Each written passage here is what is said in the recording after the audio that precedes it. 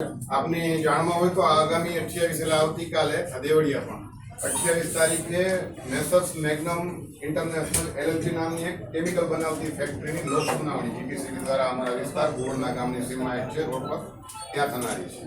હવે પહેલા હું એક વસ્તુ આપણે સમજાવવા માંગુ છું કે આજે મોટાભાગની 10 કિલોમીટરની રેન્જમાં આવતી પંચાયતો છે તેમાંથી મોટાભાગની પંચાયતો અત્યારે વહીવટદાર શાસિત છે, એટલે ત્યાંના લોકપ્રતિનિધિઓ અત્યારે ચૂંટાયેલા નથી. હવે આવી કોઈ કંપની આવતી હોય તો ઠીક છે કે પ્રક્રિયાના ભાગરૂપે એ લોકો જે પ્રોસેસ કરતા હોય તો સૌથી પહેલા એમને એન્વાયરમેન્ટ ઇમ્પેક્ટ એસેસમેન્ટ જે આપવાનું હોય એવો રિપોર્ટ કોઈ આવી પંચાયતોને આપ્યો નથી. ઓવરવ્યૂ આપ્યો છે. હવે ઓવરવ્યૂ આપ્યો છે એમાંથી તમને જેમ જણાવ્યું એમ કે આમાંથી અડધા ભાગની પંચાયતો વહીવટદાર શાસિત છે, તો ગામ લોકોને ખબર જ નથી કે આવી કોઈ ફેક્ટરી આવતી.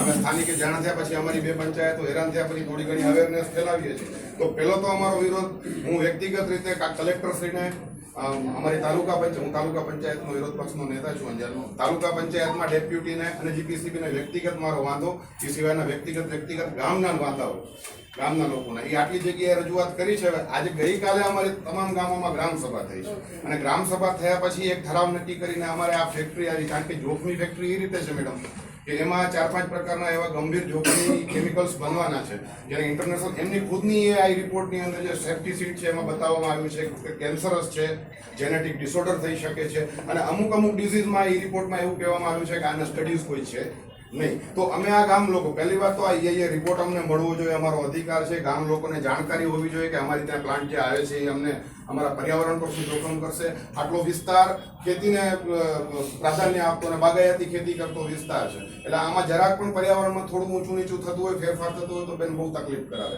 એટલે આ ભાગરૂપે અમે ઈચ્છીએ છીએ કે પહેલા તો આવતીકાલની લોક સુનાવણી રદ થાય, મોકૂફ રહે. અમે એમ નથી કહેતા કે સુનાવણી જ ન કરે અથવા ફેક્ટરી ના આવે. પહેલો અધિકાર છે આસપાસના ગામડાઓની પંચાયતનો પણ આ પ્રક્રિયામાં જોડાવાનો, તો એ હક એમને આપવામાં આવે અને એના માટે આગામી ગ્રામ પંચાયતની ચૂંટણીઓ પતી જાય એ પછીથી એ લોકો લોક સુનાવણી યોજે. બીજું, લોક સુનાવણી યોજવી છે તો પહેલા એ લોકોએ જે એસેસમેન્ટ માટે જે લોકેશન્સથી લીધા છે એ જ તદ્દન ખોટો છે. આટલા ગામના કોઈ વ્યક્તિએ કોઈ ફેક્ટરીને ત્યાં તળાવના સેમ્પલ લેતા, એમ્બિયન્ટ વાતાવરણના સેમ્પલ લેતા કે જમીનના સેમ્પલ લેતા જોયેલ નથી. એટલે આ જે કોઈ પણ એજન્સી છે એને તદ્દન ખોટો રિપોર્ટ બનાવ્યો છે. એટલે અમારી માંગ પહેલી છે કે આ મોકૂફ રહે.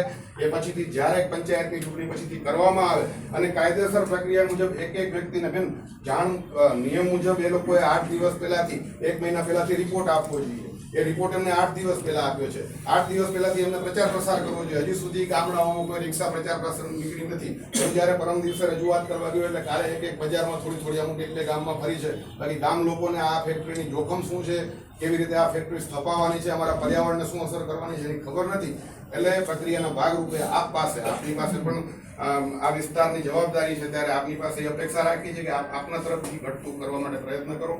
અમારા ગામના ઠરાવો, ગોળ ગામની રજૂઆત જે કોઈ છે, આ સિવાયના દરેક ગામના પ્રતિનિધિઓ અહીંયા મૌખિક રજૂઆત કરી રહ્યા છે. છતાં જો આપણે રાઇટિંગમાં જોતું હોય તો એક ગામથી અમે ભવિષ્યમાં આવીને પાછી આને આ રજૂઆત લઈને આપની પાસે આવવા માટે તૈયાર છીએ.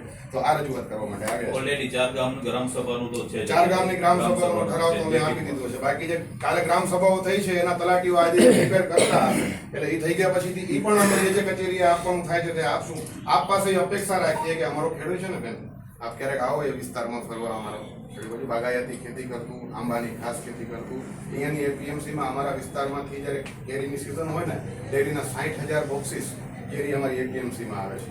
ડેરીના ખારેકની સિઝનમાં 20 થી 25,000 બોક્સીસ અમારા વિસ્તારમાંથી અહીંયા આવે છે. એટલે એટલો ઇકો સેન્સિટિવ ઝોન છે ને આ મેડમ કે આને જરાક પણ અને આ અસર કરી રહ્યું છે. છેલ્લા કેટલાક વર્ષોથી ટ્રાફિક છે, 20-25,000 ટ્રક્સ નીકળે છે, એના કારણે જે ડીઝલને કારણે જે નુકસાન થઈ રહ્યું છે એ પ્રદૂષણના કારણે. છેલ્લા તમે કોઈ પણ સ્થાનિકને પૂછશો, કોઈ અધિકારીને પૂછશો ને તો ખેડૂત અને એ વિસ્તારની કેરીઓમાં ઉત્પાદન છેલ્લા 5-10 વર્ષથી ધીમે ધીમે ઘટી રહ્યું છે. અને બીજું તમને કહું કે આ રિપોર્ટમાં છે ને એમને એક ડાટા લેવાનો હોય TOR મુજબ, ટર્મ્સ ઓફ રેફરન્સ મુજબ, તો એ લોકોએ 3 મહિનાનો લેવાનો હોય. લીધો છે એ બરાબર છે.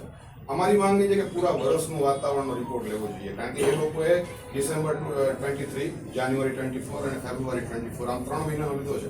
હવે આ વિસ્તારમાં બાગાયતી ખેતી કરતા લોકોનો હાલ જ છે ને મેડમ ફેબ્રુઆરી-માર્ચ પછી લાગે. હવે એ ફૂલ લાગે ને જે સામાન્ય એને થોડુંક વાતાવરણમાં થોડો ફેરફાર આવે ને તો એ ફૂલ ખરી જાય, પાક ઓછો આવે. અમારી પહેલી તો એક જ વાત છે કે આવતીકાલે લોક સુનાવણી થાય નહીં. જો થશે તો આ ગ્રામજનો અમે ભેગા થઈ અને લોક સુનાવણી કોઈ રીતે અમે મંજૂર નહીં કરીએ, માન્ય નહીં રાખીએ.